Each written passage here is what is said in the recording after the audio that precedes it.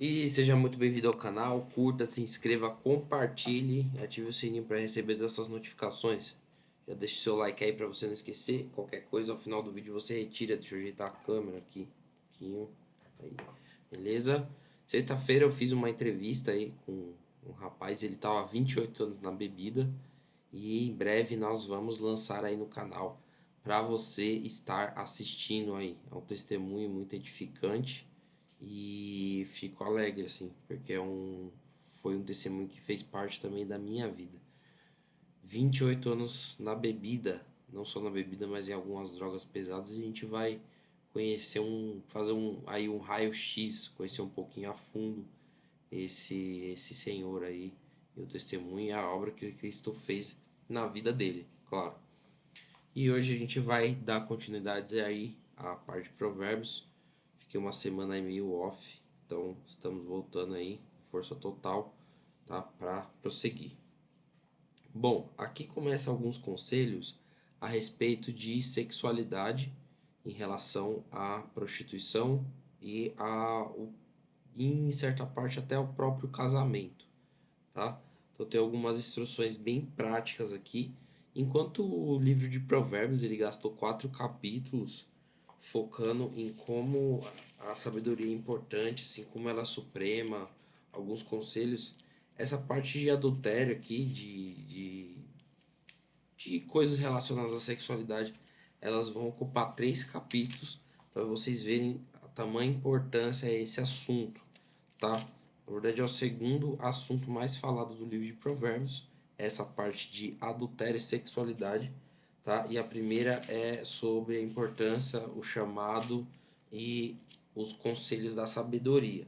Então a gente vai continuar lendo aí e vamos sem perda de tempo. Meu filho, dê atenção à minha sabedoria, incline os ouvidos para perceber o meu discernimento. Assim você manterá o bom senso e os seus lábios guardarão o conhecimento. Então ele sempre dando essa instrução aqui no livro de Provérbios para que a pessoa mantenha um caminho de justiça diante de Deus para fazer essas coisas, tá? Ah, e ele fala aqui, ó, pois os lábios da mulher imoral destilam mel e a sua voz é mais suave que azeite. Ou seja, falando aqui que de alguma maneira a aparência e a coisa que essa mulher diz, ela é bem suave, é algo que é doce, é algo que é adocicado. Porém, no final, é amarga como fel e afiada como espada de 2 gumes, porque primeiro é necessário que se introduza essa essa aparência, né, de bondade e de coisas boas, porque depois vem a fatalidade, as coisas ruins. Então, sempre no começo com essa mulher imoral, a gente pode perceber que a pessoa ela tem bons frutos. Então, a mente dela fica ativada, ela fica uma pessoa assim apaixonada, né, por conta desse lábio destilar mel e uma voz ser suave. E o que dá problema mesmo é no final. E aí ele fala aqui que os pés dessa mulher, né, descem para a morte e os seus passos conduzem diretamente para a sepultura. Então toda pessoa que vai atrás da mulher imoral, essas pessoas elas acabam se deparando com a morte e o final dela não é só a morte espiritual, mas também a morte física, tá? E uma característica da mulher imoral é que ela nem percebe que ela anda por caminhos tortuosos e não enxerga as veredas da vida, ou seja, como as vidas deveriam ser andadas em retidão.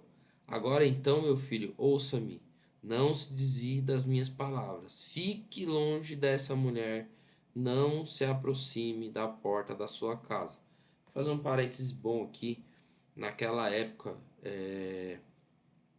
o contato era dado presencialmente, né? Então, a porta da casa era uma maneira de se acessar aquela pessoa. Hoje em dia, por exemplo, nós temos outros tipos de maneira de acessar essa mulher imoral, vamos dizer assim, através do WhatsApp, Facebook. Então, as redes sociais, elas de alguma maneira abrem portas que podem fazer com que a gente se aproxime de várias pessoas. E essa porta digital, ela faz parte do nosso dia a dia e talvez faça mais sentido ainda do que essa parte presencial, como a gente tem visto que até mesmo as questões presenciais, elas são antecedidas pelos contatos aí no meio digital, os contatos, essas questões de redes sociais, etc. Bom, e a ideia de ficar longe e não acessar esse tipo de contato é justamente para que a gente não entregue aos outros o nosso vigor, nem a nossa vida a homem cruel, tá? Porque acaba que não é só você que procura esse tipo de mulher, caso você procure, outras pessoas também procuram ela.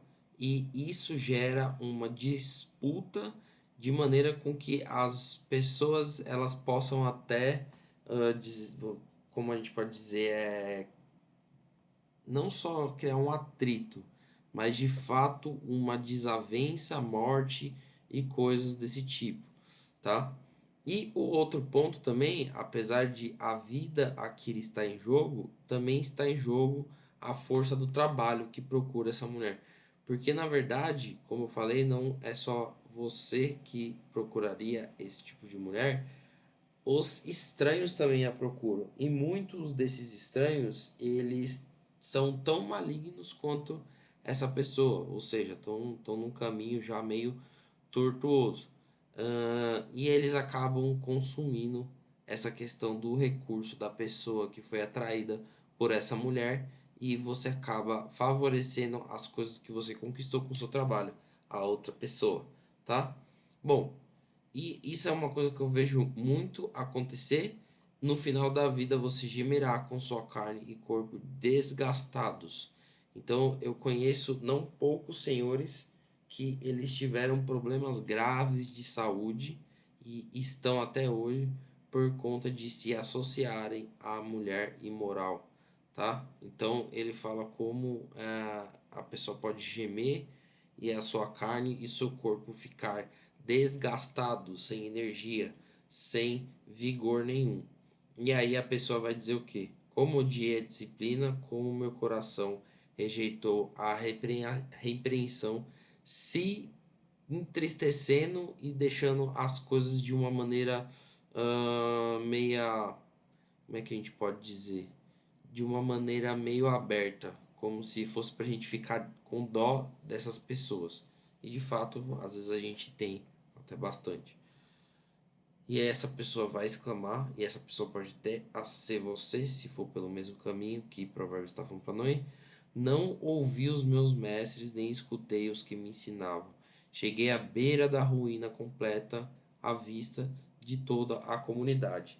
E aí ele fala aqui algo muito importante, que essa pessoa, justamente, ela está procurando outra, porque, ó, porque ele fala assim: beba a água da sua cisterna, das águas que brotam do seu próprio poço, fazendo uma referência aqui em relação à questão da mulher. Então, enquanto você procura, se fosse comparar, né, fontes de água com a mulher que você está, a sua esposa e essa mulher imoral, é como se você estivesse bebendo da cisterna de outro e se arriscando, enquanto a sua própria cisterna ela brota água e ela transborda essa água, justamente o que ele fala aqui. Por que deixar suas fontes transbordarem pela rua e teus ribeiros pelas praças, que elas sejam exclusivamente suas, nunca repartidas com o estranho? Ou seja, o conselho efetivo que ele está dando sobre sexualidade aqui é: tenha uma vida sexual com a sua mulher e não fique gastando o seu desejo para com outra, porque você corre o risco de, além de entregar os seus bens, entregar a sua vida, de que outras pessoas venham a tomar do seu poço, porque você justamente não está cuidando, não está tomando conta. Então isso faz parte também.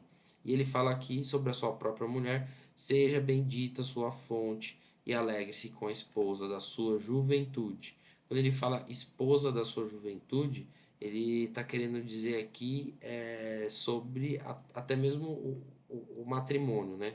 É, quando eles tinham relações ali com as virgens, né? Essa virgem acabava ficando sobre tutela dessa pessoa, né? Tipo, casamento efetivamente. Então, aqui o que ele está falando sobre juventude é que muitas vezes esses romances eles começavam na juventude e iam se desgastando ao longo do tempo. Só que ele fala que a esposa da juventude de um homem, aquela que desde jovem esteve com ele e ele com ela, na verdade aquela que deve ser a sua própria fonte. E ele fala aqui, ó. Gazela amorosa, corça graciosas, que os seios da sua esposa sempre o fartem de prazer e sempre o embriaguem no carinho dela.